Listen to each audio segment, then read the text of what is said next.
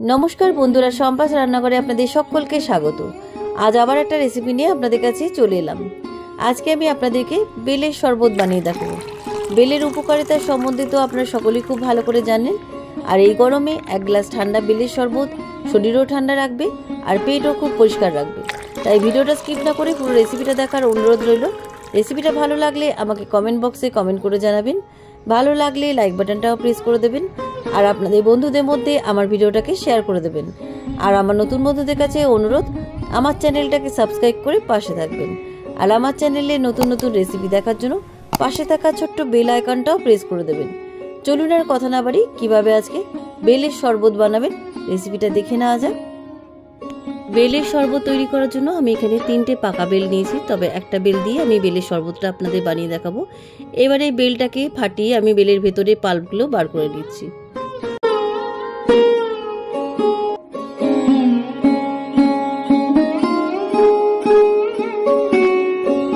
বেলটাকে আমি ফাটিয়ে নিয়েছি।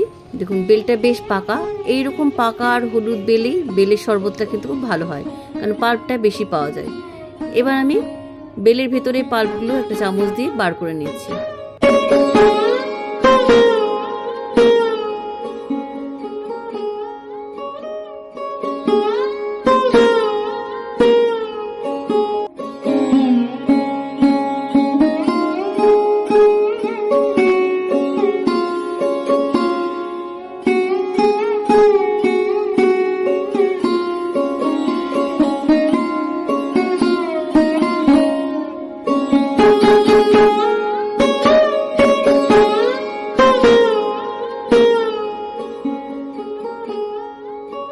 বেলের ভেতরের পাল্পটা আমি চামচ দিয়ে বার করে নিলাম।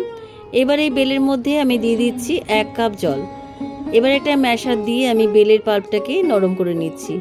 আপনাদের কাছে ম্যাশার না থাকলে হাত দিয়েও বেলের পাল্পটা নরম করে নিতে পারেন।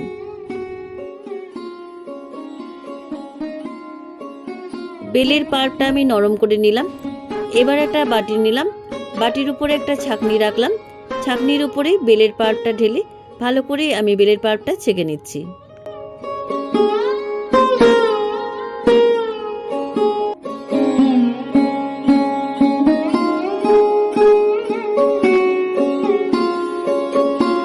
বেলের পাল্পটা খুব ভালোভাবে আমার ছাঁকা হয়ে গেছে। দেখুন খুব সুন্দরভাবে ছেঁকে নিয়েছি। এবার এই বেলের পাল্পটাকে সাইডে রেখে দিয়ে এবার আমি বেলের শরবতটাকে আরেকটু স্বাস্থ্যকর বানানোর জন্য আমি এখানে গুড় ব্যবহার করছি। আপনারা গুড়ের পরিবর্তে চিনিও দিতে পারেন। এবার গুড়টাকে আমি ছুরি দিয়ে একটু গ্রেট করে নিচ্ছি। আমি এখানে 2 টেবিল চামচ মতন গুড় গ্রেট করে নিলাম। বেলটা খুব মিষ্টি, তাই আমি এখানে 2 টেবিল চামচ মতো গ্রেট করে নিলাম। আপনারা বেলের মিষ্টতা আর স্বাদ অনুযায়ী গুড় বা চিনি ব্যবহার করবেন।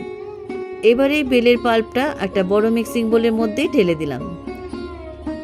এবারে এই পাল্পের মধ্যে আমি দিয়ে দিচ্ছি আগে থেকে গ্রেট করে রাখা 2 টেবিল চামচ গুড়। এবারে দিয়ে দিচ্ছি 1/2 টিস্পুন লবণ। আমি এখানে সাধারণ লবণ ব্যবহার করেছি, আপনারা সন্দক লবণও দিতে পারেন। এবারে দিয়ে দিচ্ছি 1/2 টিস্পুন বিট লবণ। এবারে এর মধ্যে দিয়ে দিচ্ছি 1 টিস্পুন ভাজা জিরে গুঁড়ো। জিরেটাকে আমি হালকা ড্রাই রোস্ট করে বেটে রেখেছিলাম। এবার আমি এর মধ্যে একটা গোটা পাতিলেবুর রস দিয়ে দিচ্ছি।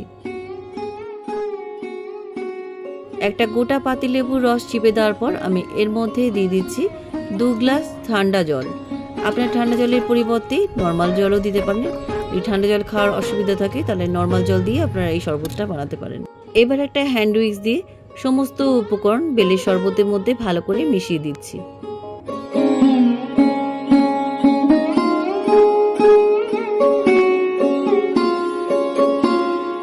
সমস্ত উপকরণ বেলের শরবতের মধ্যে খুব ভালো করে আমার মেশানো হয়ে গেছে। এবার আমি 2টো কাঁচের গ্লাসে বরফ কুচির সাথে আমি ঠান্ডা ঠান্ডা বেলের শরবত পরিবেশন করছি। কেমন লাগলো আজকের বেলের শরবতের রেসিপি? আপনারাও বাড়িতে এভাবে বেলের শরবত বানিয়ে খান এবং সুস্থ থাকুন। রেসিপিটা কেমন লাগলো আমাকে কমেন্ট বক্সে কমেন্ট করে জানাতে ভুলবেন না। ভালো লাগলে লাইক বাটনটাও প্রেস করে দেবেন আর আপনাদের বন্ধুদের মধ্যে আমার ভিডিওটাকে শেয়ার করে দেবেন।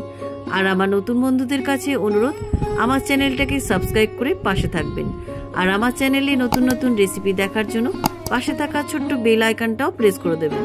আজ তাহলেই চলি, আবার একটা নতুন দিনে নতুন রেসিপি নিয়ে আপনাদের কাছে চলে আসবো। সবাই ভালো থাকবেন, সুস্থ থাকবেন। ধন্যবাদ।